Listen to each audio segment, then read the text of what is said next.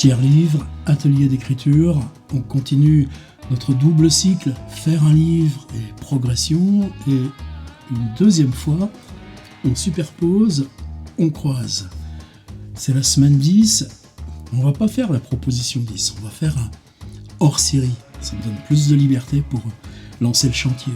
Ce sera pas une consigne, je n'ai jamais trop su faire des consignes combien de fois on me l'a dit. Ce sera un laboratoire, on y va.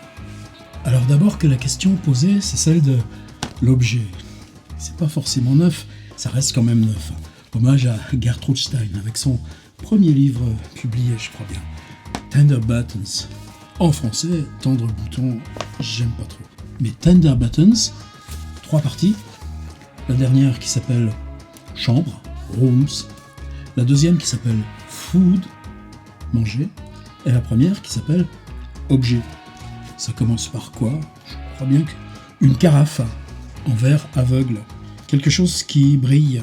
Une boîte. De la poussière sur le cuivre. Rien d'élégant. Le parapluie de Milfred. Un timbre rouge. Une assiette. Une chaise. Un manteau bleu. Une robe longue. Mon porte-monnaie. Et ainsi de suite. Probablement, peut-être vous connaissez Tender Buttons. Alors ce qui est étonnant dans ces objets, c'est que, bien sûr, on est complètement dans l'écriture Gertrude Stein, et c'est pas rien, mais c'est quelque chose d'extrêmement bref. La nouvelle tasse, c'est 1 ligne et demie, et ça lui suffit. Nous, on va faire un peu long. Si c'est comme un projet de recherche, c'est une chose, et puis une autre chose, et puis une autre chose, et puis une autre chose, et puis il y aura juste un petit vide au milieu, et ce sera par là que vous passerez. Tiens, j'en ai reçu 6 à nouveau hier, pour une commande tardive. Notre livre fait avec le prologue de l'eau. Ce qui m'a vraiment surpris dans la générosité de cet élan, c'est comment on pouvait casser l'idée de livre collectif. Il n'y a rien de plus triste qu'un livre collectif. Mais là, non, et on était déjà chez Francis Ponge avec son texte du parti pris des choses. De l'eau. C'est comme si on faisait des variations, des excursions, des renversements. Qui est l'auteur? Bien sûr, c'est marqué là. Mais c'est la matière qui bouge, qui remue. Et moi, c'était ça la question pour aujourd'hui.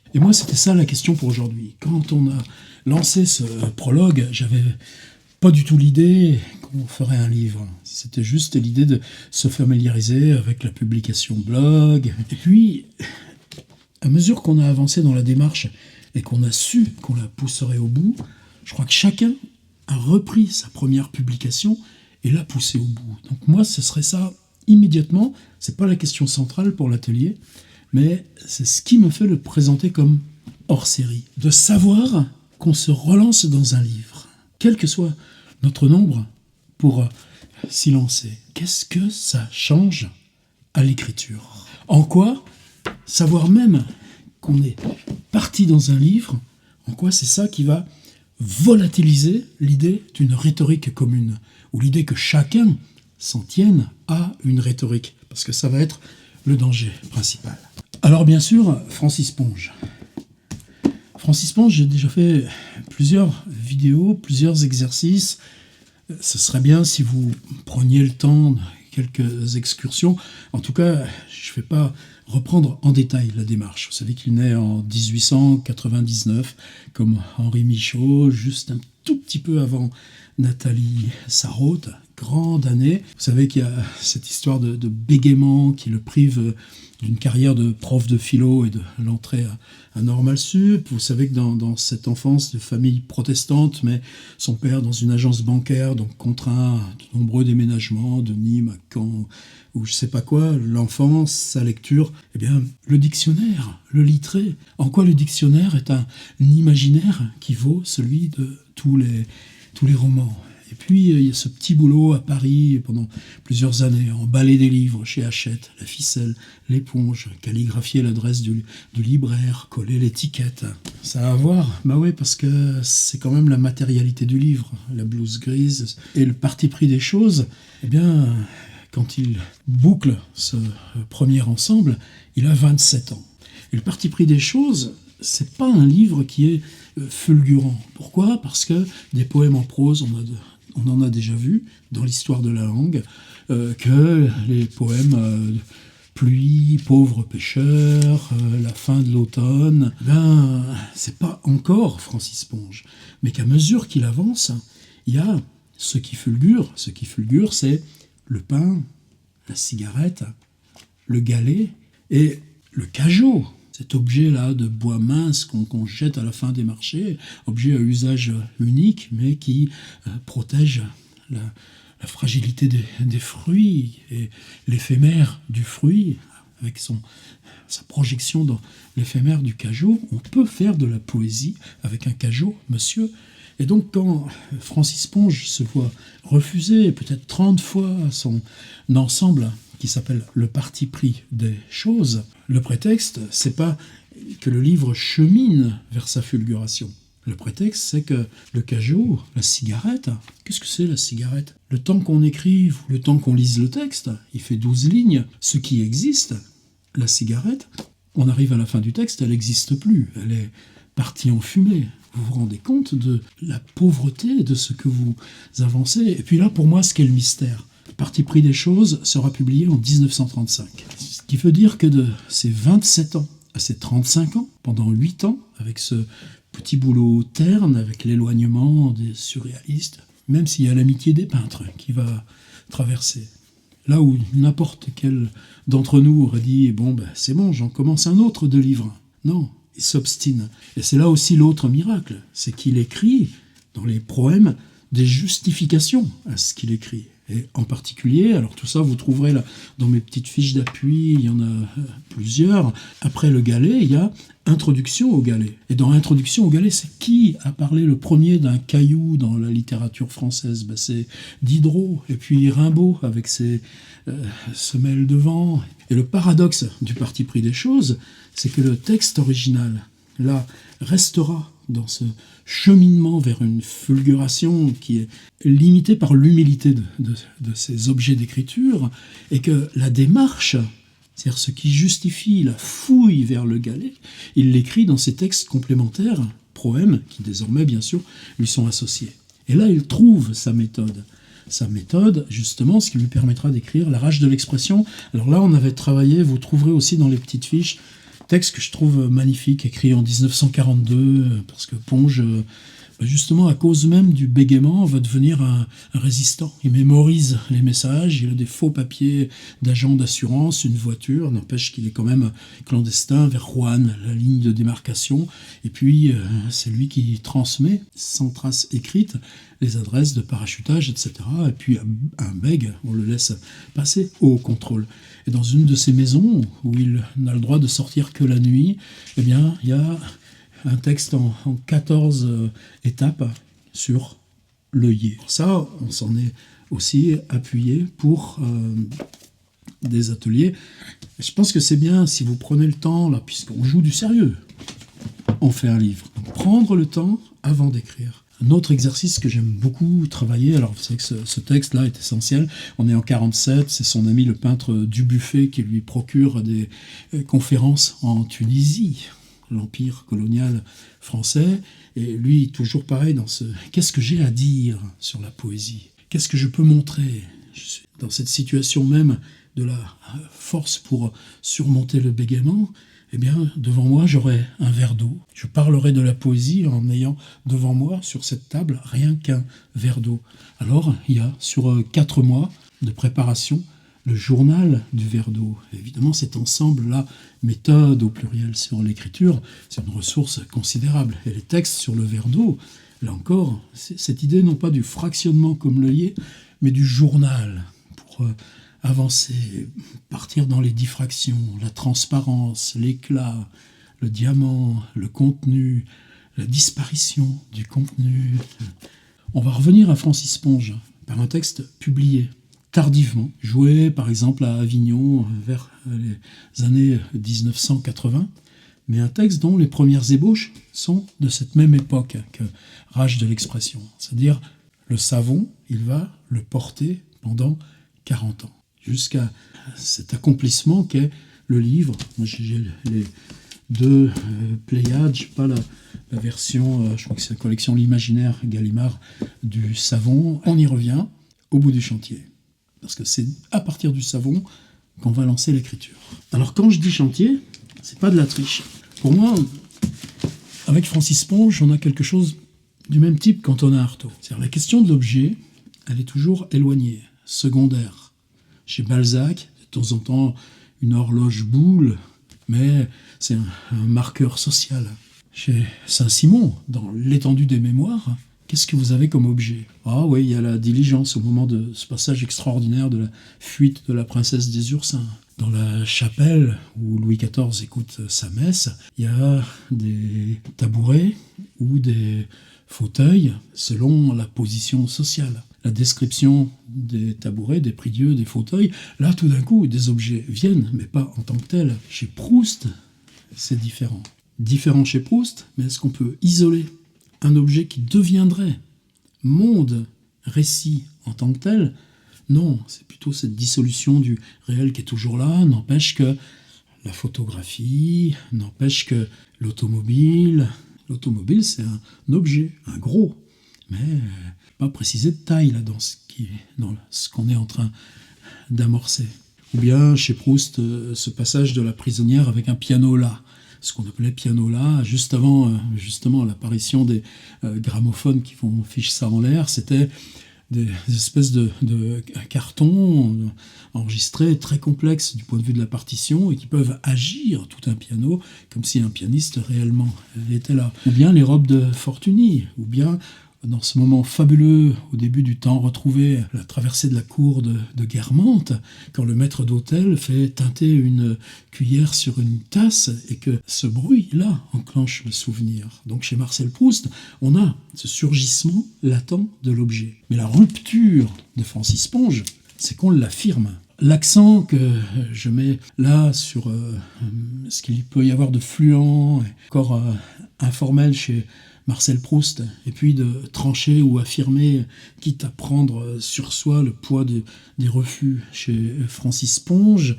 il y a un élément de fond. C'est-à-dire que dans notre relation au monde, plus simplement les mains, la question de l'outil, sans parler des outils les plus symboliques, les plus, justement, les moins pérennes, évoluant tout le temps, deviennent en permanence maintenant un élément de notre relation à l'autre. Et chez Proust, le télégraphe, le pneumatique, les différentes occurrences du téléphone dans la recherche, l'objet n'est pas honoré en tant que tel, c'est que la relation à l'autre, qui est le fond, le corps vivant de la littérature, son souffle, suppose d'en traverser la médiation qui, elle, passe par un objet. J'en attrape un parce qu'il est toujours là puis que je l'aime bien. La question de la grand-mère et cette matérialisation de la photo qui surgit après son décès, ce qui permet au narrateur d'en écrire, c'est de comprendre que sa grand-mère qu'il avait traitée de coquette parce qu'elle s'était apprêtée le visage pour aller poser devant le Kodak de Robert de Saint-Loup, c'était simplement la prescience qu'elle avait de sa mort prochaine, et donc enlever de soi les marques de la mort, sachant que l'image parviendrait à son destinataire après sa mort. Et ça, c'est le mot Kodak de Saint-Loup. Vous savez que les premiers textes de Sandrard aussi, qui s'est fait par Cut Up, ce texte qui ensuite s'appelle Autour du monde, le premier titre du livre, c'était Kodak. Et c'est la marque Kodak qui avait contraint Sandrard à retirer le titre.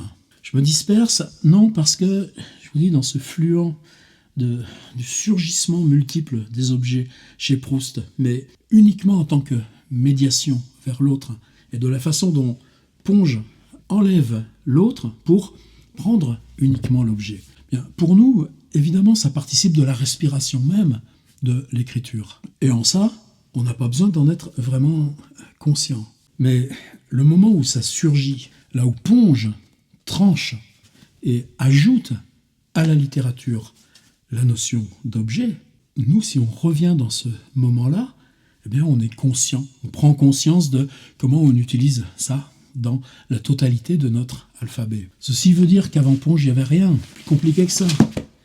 Par exemple, essai des merveilles de nature et des plus nobles artifices. Étienne Binet, 1732.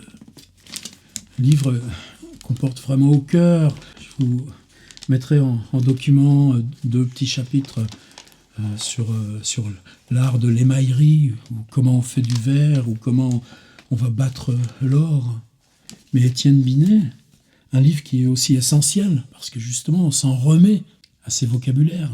Celui qui est dans la mine, celui qui travaille le cuir, celui qui polit une épée, eh bien, en décrivant le travail de la fabrique de l'épée, comme Ponge nous fabrique un pré, c'est toute la langue qu'on fait devenir et poème et interaction avec le monde.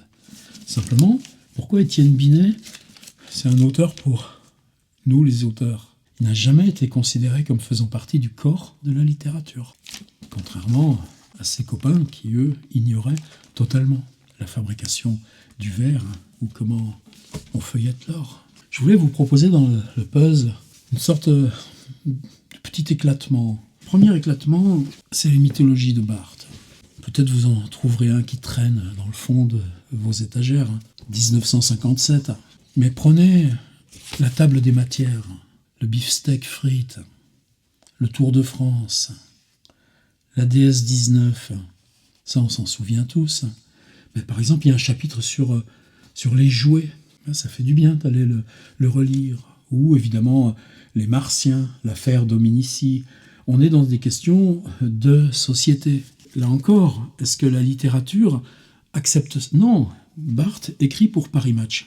C'est parce qu'il écrit des chroniques pour Paris Match qu'il s'écarte dans le champ du non-littéraire. Rétrospectivement, nous on dit, oui, là, on est au cœur du littéraire. Faites un saut de 8 ans ensuite, et puis Les Choses de Georges Perec, c'est écrit avec quoi? Une pile de Madame Express, d'un côté, et quel livre il avait emmené à Sfax en Tunisie, où Paulette Perec était institutrice? Eh bien, les mythologies de Roland Barthes. Alors, où c'est dangereux, c'est pour ça que je parlais tout à l'heure du danger de la rhétorique. Si on prend le catch, par exemple, chez Roland Barthes, on se régale à cause du concret, à cause des images d'enfance, à cause de cette peut-être nostalgie de la vieille télévision. Bon, j'assume mon âge en prenant ces exemples-là. Mais on a un essayiste qui parle. Nous, il n'est pas question de faire un essai sur l'objet. Avec Ponge, et c'est pour ça qu'on va finir par la question du savon, et que c'est le savon tout glissant qui va vous emmener vous aussi dans l'écriture. Il ne s'agit pas de faire un essai. Donc je prends Barthes, parce qu'il ouvre le territoire. Il permet d'aller déceler quoi? Il permet d'aller déceler là où l'objet, bon, tournevis, c'est utile. Par contre, le fait que j'en ai constamment un sur mon bureau, là, et encore maintenant, j'ai pu le faire à souder. Mais depuis, j'imagine pas que j'ai jamais eu... Je suis toujours à chercher mes ciseaux, je les trouve pas, mais je vois pas que j'ai jamais eu un tournevis quelque part sur ma table. Il y a quand même un lien, probablement, avec des souvenirs, avec des origines familiales, avec etc., etc. N'empêche que tournevis, en tant que description, est-ce que ce serait intéressant? Je sais pas, pourquoi pas, on s'en fiche. Enfin non, justement, on s'en fiche pas. Par rapport aux mythologies de Barthes, tous les objets dont se saisit Barthes sont des objets recelant et renvoyant une symbolique particulière de la société. Comme l'appareil photo transporte une symbolique de l'image, une médiation de l'image. Peut-être vous connaissez l'essai de Wilhelm Flusser sur la photographie. Je ne vais pas m'égarer dans trop de choses, mais en quoi la disposition même des commandes de l'appareil installe du côté des fabricants ce qu'on suppose de l'usage et donc de la collecte d'images par ceux qui vont se procurer l'appareil. Et c'est la même chose, ce genre de fonctionnement sur les petits capteurs d'images de ces appareils-là qui font 10 photos avant le moment, parce que l'appareil enregistre continuellement et quand vous déclenchez une photo, il sélectionne les 10 occurrences captées en amont, les 10 occurrences captées en aval. Il recompose ces images qui sont évidemment du regard de myope, et puis on demande avec l'algorithme, il s'agit quoi? D'un paysage, d'un portrait, de quelque chose qui bouge, et en fonction de ce que l'intelligence artificielle interprète, eh bien, on organise ces 20 images floues de façon à vous présenter une image avec effet de réel. Donc vous voyez, c'est dans cet espace-là qu'on va entrer, mais on va y entrer sans devenir nous-mêmes raisonneurs. Silence aux raisonneurs, que disait le cher Stéphane Mallarmé. Vous ferez silence à votre raison, promis, en écrivant ce texte. Alors d'autres inducteurs. Je prends Régine de Tambel. J'aime beaucoup ce petit livre de Régine, parce qu'à l'époque, elle était kinésithérapeute, tout près de la couronne de Montpellier. Elle déposait des petits carnets dans différents endroits de sa maison. Entre chaque client, tu vas te laver les mains. Ou ensuite, tu fais ta pause, prendre un thé dans la cuisine, ou etc. Donc sur différents carnets, à mesure qu'elle venait là se laver les mains ou se faire sa tasse de thé, elle prolongeait le carnet, mettait ses idées, etc. Et toute sa production de cette époque part de cette contrainte, finalement très matérielle. Et le carnet graveur d'enfance, je crois que j'ai mis aussi dans l'affiche un bout de la table des matières. C'est les étiquettes adhésives, la corbeille à papier, le cartable, la perforatrice à récupérateur de confettis, le répertoire aux 26 divisions, le classeur à anneaux, le papier carbone bleu lumineux. Vous vous souvenez, vous, du papier carbone? Moi, oui. Le carnet à spirale, les ciseaux en acier nickelé, le cutter à molette, le trombone, la graffeuse, la colle pâte en pot, et comment elle la mange, le stylo plume, l'effaceur d'encre, les œillets, le stylo à billes, 4 couleurs avec le petit bruit clac, clac, clac, clac, clac, le feutre pointe nylon, la gomme bicolore, le taille-crayon en aluminium, etc., etc. Alors, là encore, chaque texte, c'est exactement la petite équerre ou le petit rapporteur en plastique, ou comment avec le compas, quand on s'ennuie, eh bien ça devient une danseuse. Donc on est strictement dans l'objet, mais l'objet ramène un monde. L'objet reconstitue un monde parce qu'il devient ici collection, et que jamais on ne parle directement ni de soi, ni de où, ni de quand, mais qu'on s'en tient à ce petit bout mâchonné de l'équerre. Alors là aussi, regardez l'extrait, prenez le temps, et toujours cette question, y compris dans l'évolution d'ailleurs de Régine de Tambel, qui a de plus en plus après glissé vers l'écriture du corps. Même les ateliers d'écriture qu'elle mène partent d'abord de cette lecture du corps. On lit le monde par le corps. J'ai énorme respect pour elle. Autre exemple un peu contemporain de quelqu'un pour qui aussi j'ai énorme estime, Jean-Loup Trassard, qui est un grand voyageur qui publiait des carnets aussi de photographie et d'écriture en Russie ou ailleurs. Et Trassard qui en même temps est resté vivre en Mayenne dans la maison anciennement familiale, enfin maison familiale devenue la sienne, qu'on retrouve dans ses différents livres. Je ne sais pas si vous connaissez un qui s'intitule « Des cours d'eau peu considérables », parce qu'on est à la campagne.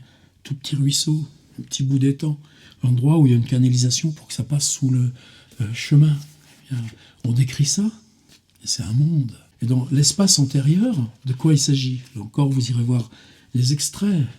C'est très différent de Tambel, parce que là, on passe par l'exploration intérieure du narrateur. C'est-à-dire, quand on renversait les assiettes, pour poser le dessert au milieu dessus, sur l'assiette renversée, ou le dimanche soir, la soupe au pain perdu, ou les 3 petites billes qu'on gardait dans la poche du short, etc., etc. N'empêche que, à passer chaque fois par l'objet, et question aussi, moi, qui me renvoie à celle évoquée tout à l'heure, c'est-à-dire, on fait un livre. Là, on est dans du Gallimard standard, un livre de 220 pages. N'empêche que si on prend, hop, une page et demie, hop, une page et demie, hop, une page et demie, hop, 2 pages. Quelquefois, ça va vers 3 ou 4 pages, je ne sais même pas. 2 pages. C'est une suite de textes courts. Et nous, cette question du continu et du discontinu, elle est en permanence présente dans notre exploration. La continuité du livre, c'est le lecteur qui l'a créé. L'auteur, lui, il s'acharne. Et si quelquefois c'est simplement 15 lignes, eh bien, c'est cette discontinuité qu'il aura travaillé, construira l'effet de continu chez le lecteur. Vous voyez qu'on ne s'éloigne pas de nos pistes principales. Avant de passer aux deux derniers, et donc finir sur le savon de Francis Ponge, comme c'est un hors-série, on peut être un petit peu plus long que d'habitude, bien repenser à nos deux cycles. Cycle progression, on était là sur les photographies, la matérialité de la photographie, on est déjà sur l'objet. C'est quoi Francis Ponge? C'est que quoi que ce soit qu'on écrive, la rose est l'absente de tout bouquet, Mallarmé, deuxième fois. Est-ce que l'objet se transporte dans le texte? Non, bien sûr. Le travail de Francis Ponge, c'est que, quelle que soit l'énonciation, elle manque l'objet. Elle reste à distance de l'objet. La révolution de Francis Ponge, en passant de le galet à introduction au galet, ce qui devient, dans Rage de l'expression, les 14 textes sur l'œillet, c'est qu'à multiplier les façons, les espaces, les points d'origine de la désignation. Le journal du verre d'eau. Toutes ces occurrences qui s'éclatent. Elles vont chacune vers l'objet, mais l'objet, chaque fois, reste à distance. Ponge construit la matérialisation de l'espace de toutes ces distances. Et matérialisant, conjonction de toutes ces désignations, ces énonciations qui restent, qui appellent l'objet, mais qui ne peuvent pas s'en emparer, puisqu'on travaille, nous, avec la langue, avec les mots. Eh bien, l'illusion de l'objet devient beaucoup plus complexe, beaucoup plus présente, beaucoup plus, paradoxalement, matérielle. Et vous allez voir que dans le savon, c'est là où il va trouver cette quintessence. Le savon se dissout, le savon, quand on l'attrape, il va plus loin. C'est une figure de l'écriture, c'est même presque une métaphore de l'écriture, mais seulement presque, parce qu'il s'en tient au savon réel, au rapport du savon à la peau, à la soude caustique du savon, de ce que l'objet, par sa disparition même, change de notre propre rapport à notre corps. Se laver les mains, et tout ce qui peut venir là, tourner, littéralement aspirer autour de l'expression « je m'en lave les mains », sans aucune pilaterie. Alors juste avant d'en venir au savon, deux cartes pour moi importantes. D'ailleurs en couleur, elles sont bien complémentaires. Le premier, étrange livre, Mon catalogue. C'est qui le Mon?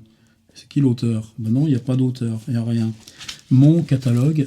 Par contre, si vous ouvrez la page de garde, Claude Kloski. Claude Kloski, c'est un écrivain, disons qu'il appartient plutôt aux arts visuels, mais il y a récemment un dictionnaire aussi qu'il a publié.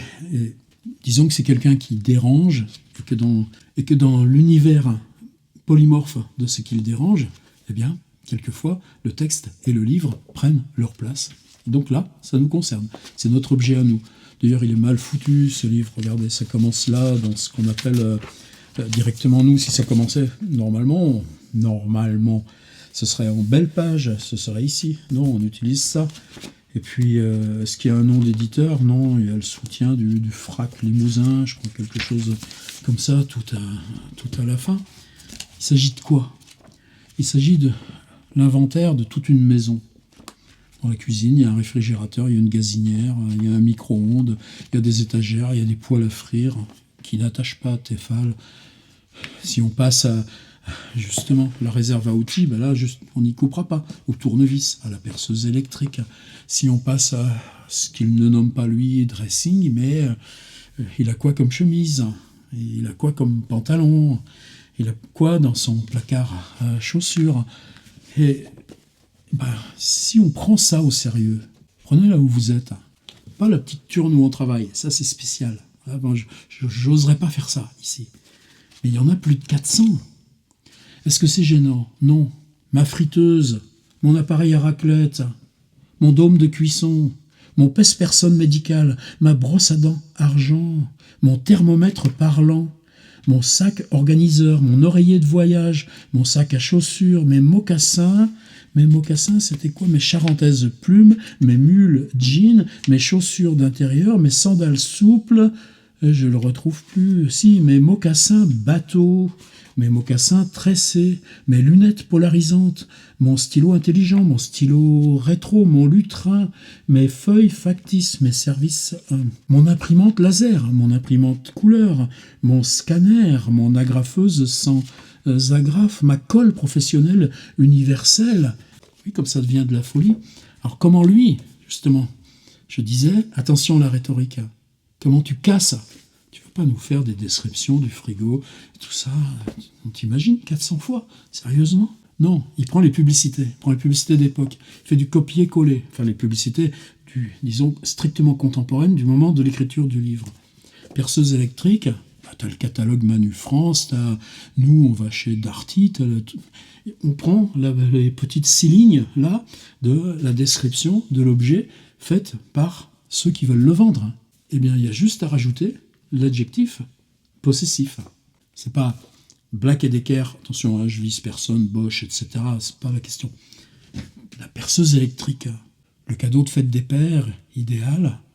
Elle se recharge sur batterie, elle est compatible avec des forêts comme ça. Elle a sa place, elle vous accompagnera. Elle est solide, elle est belle, elle ne fait pas de bruit, elle est silencieuse. Eh bien, le geste de langue, de changer, ma perceuse électrique, que j'ai reçue pour la fête des pères, c'est pas vrai, personne n'a fait ce coup-là. C'est un geste de langue, c'est un geste mineur de langue. Ah oui, mais c'est un geste qui change complètement la question du sujet.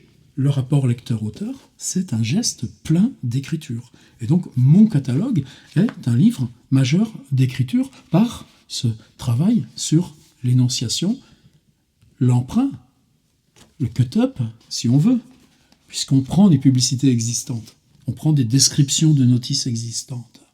Quand on les renverse avec juste le petit artifice du pronom, ce qu'on renverse, c'est le rapport lecteur-auteur. Alors je voudrais que vous pensiez fort à ce mon catalogue, aussi pour ces 400 choses, parce que je ne sais pas combien on va être à écrire, mais si on est 80 et qu'on a 70 téléphones, ça ne va pas le faire. Mais j'espère qu'on aura 5, 6, 10 téléphones, parce qu'il s'agit d'un objet très spécifique et peut-être plus symbolique, plus interrogateur. Et puis aussi, c'est ce qui va nous guérir, alors là, carrément au lance-flamme, de l'objet mémoire, de l'objet nostalgie, ou de l'objet affectif, mais qui concerne que nous. Encore que le galet chez Francis Ponge, ça concerne que lui, peut-être.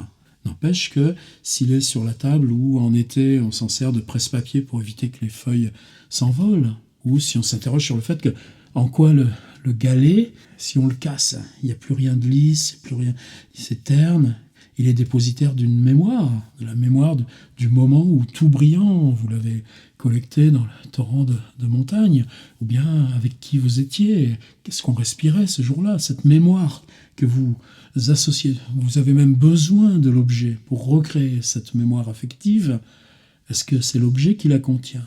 Donc c'est jamais simple, mais cette collection d'objets, il faut qu'elle soit significative. Et mon catalogue de Claude Kloski en est, pour moi, la plus haute illustration. Bah ouais, placard à chaussures. Bah ouais, le rideau de la fenêtre. Bah ouais, les clés de la bagnole. On a regardé le travail qu'on avait fait sur les énonciations de Tarko. Ça. Deuxième joker, Sophical, le rituel d'anniversaire. Avec Sophical, donc c'est un coffret où il y a 7 de ces livres, chacun reprenant une expérience particulière menée sur le long terme. Le premier, c'est Hôtel. Il y a aussi le fait de suivre une personne dans la rue. Enfin, il y a toutes ces expériences. Et celle-ci s'appelle Rituel, le rituel d'anniversaire. C'est quelque chose qu'elle a fait pendant toute une série d'années. 1993 le dernier et 1980 le premier. Donc, elle fait 13 fois ce rituel. Ce rituel, vous en trouverez la description partout, ou bien vous lirez, je me permets de faire un scan parce que c'est pas facile à trouver ce petit objet. C'est inviter un certain nombre de personnes, selon même son âge. Tu as 30 ans, tu invites 30 personnes. 13 ans après, ce sera 43 personnes. plus une personne invitée par un autre, etc., etc. Et chacune amène un cadeau d'anniversaire. Est-ce qu'elle nous en fait le descriptif? Non, ce serait trop beau. Est-ce qu'elle nous fait du texte sur chacun de ces objets? Non. Quel dommage, mais on ne peut pas lui demander ça. Elle les photographie, c'est l'expérience, c'est l'action même qui est l'œuvre de Sophie Calle. Et c'est pas n'importe quoi. Alors là, par contre, dans ce répertoire, mobile en carton, réalisé par David Rochline, composé de 5 éléments représentant chacun un gâteau, un éclair, un baba, une part de tarte aux cerises, un gâteau au chocolat, un gâteau non identifié. Cahier de 30 pages réalisé par Pascaline Cuvelier, reproduisant sur papier calque mon projet intitulé « Le carnet d'adresses », publié en 1984 dans le journal Libération.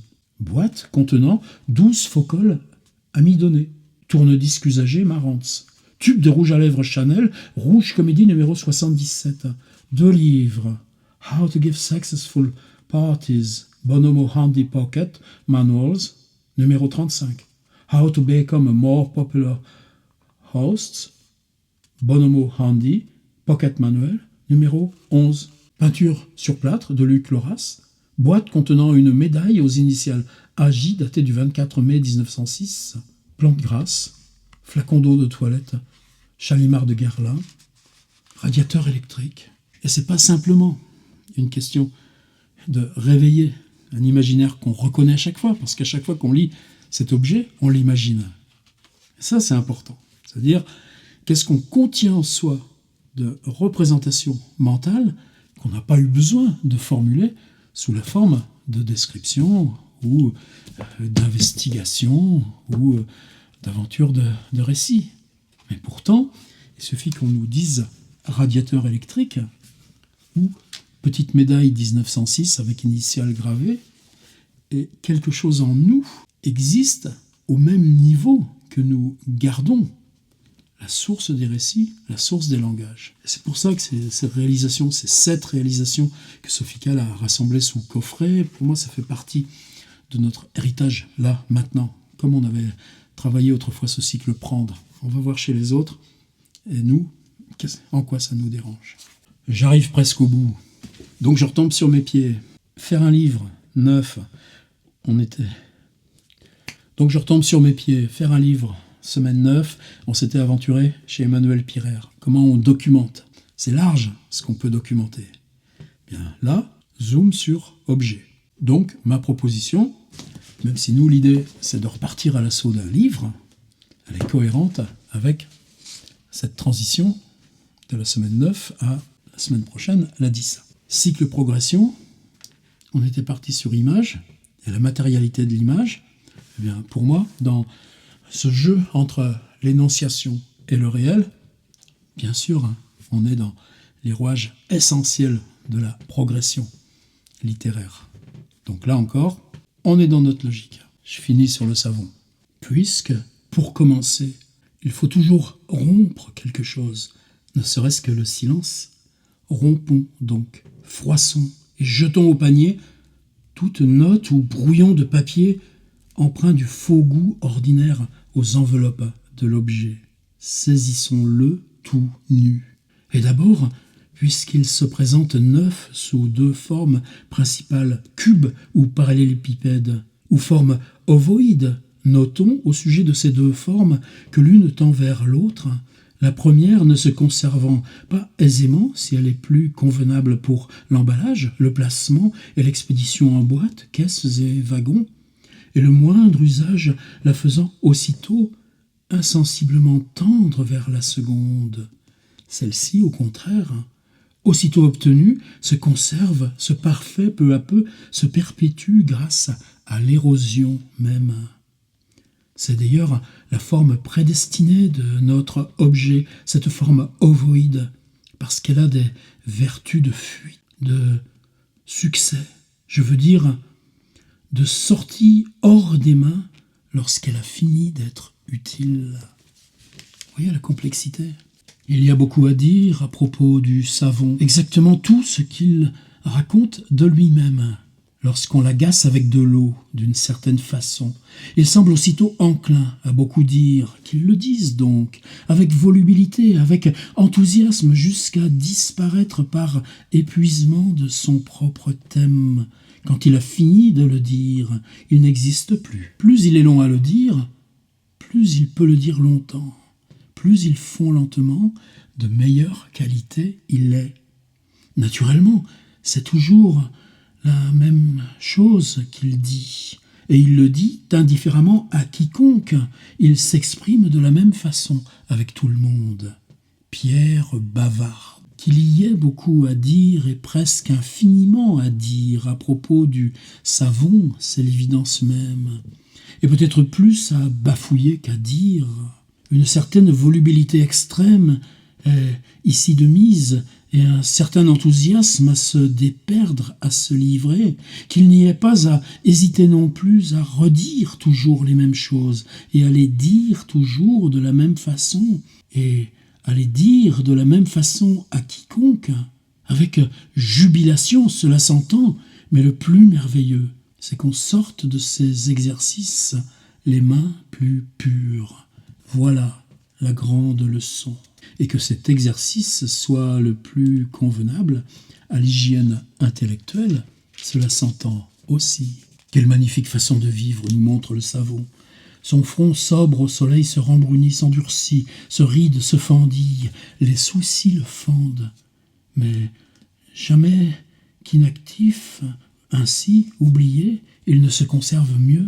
Dans l'eau, au contraire, où il s'assouplit, circule, semble à l'aise, on l'y rattrape avec peine, où il se déplace, devient agile, puis volubile, éloquent. Il se dépense alors à une allure inquiétante, il n'y demeure pas impunément. Est-ce ce qu'on appelle mener une existence dissolue? J'y vois aussi bien le signe d'une dignité particulière. C'est un texte inépuisable. Intéressant aussi par sa construction, c'est-à-dire qu'il y a le chemin, les exposés, comme dans Rage de l'expression ou La fabrique du pré. On prend un texte, on le remodule, on le réécrit, on crée évidemment des variantes, mais qui intègrent les premières écritures, qui zooment ou les écartent. Et puis, à la fin, il y a des résumés, un thème du savon, on reprend de la hauteur, on synthétise. Et puis ensuite, il y a des développements avec le savon dans la baignoire, etc. Ensuite, il y a exercice du savon. On vous transmet à vous d'en écrire. Rinçage, paragraphe d'eau fraîche. Rinçage A du corps, B du savon. Il est reposé sur sa soucoupe, rendu à son ovale austère et à son pouvoir de resservir, tandis que le corps se prend déjà à un nouvel objet, la serviette éponge. Et puis il y a des appendices et des annexes, variantes de l'adresse aux auditeurs allemands sur une conférence, appendice 2, Proème, retour au proème du parti pris des choses. Appendice 4, des objets de fabrication humaine en général, de certaines clés et grilles en particulier. Et appendice 5, de frotter les mains avec quelque chose, écriture et lecture, introduction à la morale de l'orgeois, fin du livre. Fin de ma proposition. Avec juste un petit post-scriptum. Vous voyez que j'ai dessiné un trait vertical. Étienne Binet, Essai des merveilles de nature. De là, donc l'irruption de Francis Ponge, ce que j'ai évoqué sur Marcel Proust, et la photographie en particulier. Et puis, ces développements qui sont, d'un côté, j'allais dire, à l'intérieur du littéraire. De Tambel, l'inventaire des objets scolaires, entendre rentrer des classes, il n'y en a pas loin de chez vous. Qu'est-ce que c'est triste de se balader dans un hypermarché avec les soldes, parce que la rentrée, ça coûte cher. Puis de voir les marques, les sponsorings, les illustrations sur les cartables, quand pour nous, c'était tellement beau un cartable que l'odeur nous suffisait, mais je m'égare. Du côté Jean-Loup Trassard, tout ça, il y a des extraits, repensez toujours aux petits objets là, de Gertrude Stein parce que c'est son premier livre. Comment on prend pied sérieusement pour entrer dans le nouveau, justement, avec des choses dont personne n'a parlé. Une tasse, une soucoupe, on n'est pas loin de Ponge. Repensez à... Là, on va entrer justement dans ces arborescences ou le catalogue de Klossky. Faites ça sérieusement, pas besoin de vous lever de votre chaise. Mais même la chaise, elle vient d'où? Vous l'avez choisie comment? Elle est arrivée comment ici? Elle porte quoi comme usure? Et puis les trousseaux de clés, et puis le machin pour nettoyer le carrelage, et puis un paillasson. Il y a des tas de choses à faire sur les paillassons. Ça, c'est Klossky. Eh bien, il éclate horizontalement la possibilité des choix. Faites ça sérieusement. De la même façon que là, on a... Ça s'appelle mythologie. Donc on a ces forces symboliques des objets. Mais dans le rituel d'anniversaire de Sophie Calle, on a 13 inventaires.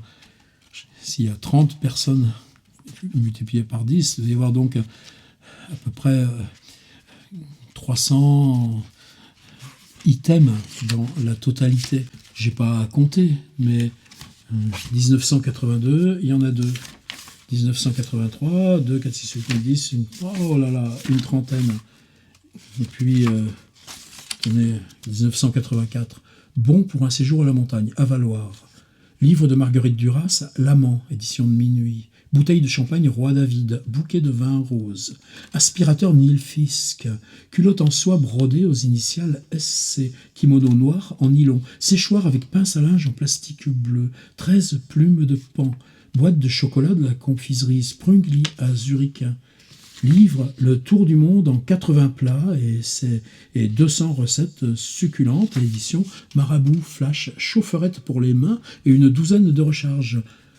Tube contenant 10 fusées de signalisation 15 mm, flasque en métal gainé de cuir, miroir en forme de tour Eiffel, etc. Reproduction de Sainte-Thérèse de Lisieux dans un cadre en coquille Saint-Jacques, une bougie Sainte-Thérèse de Lisieux et un briquet Sainte-Thérèse de Lisieux. Bracelet en balle de caoutchouc. De prendre le temps avant d'écrire. Parce qu'attention, si on fait un livre, c'est quoi le piège? C'est que vous avez une cartouche. Vous pourriez écrire 3 ou 4 ou 5 objets. Faites-le pour vous. Mais dans le livre, dans la publication du blog, ça veut dire qu'avant de partir, prenez le temps de l'exploration. Regardez le savon de Ponge.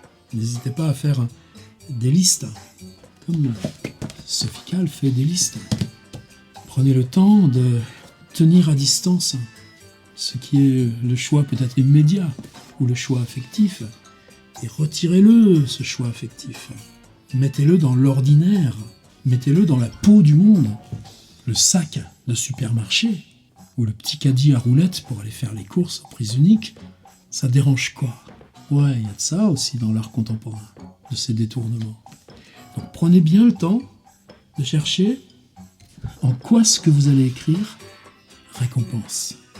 Vous, nous, et qui lira le livre qu'on va faire. Ouais, c'est plus un chantier de recherche. C'est pour ça que c'est bien qu'on y aille.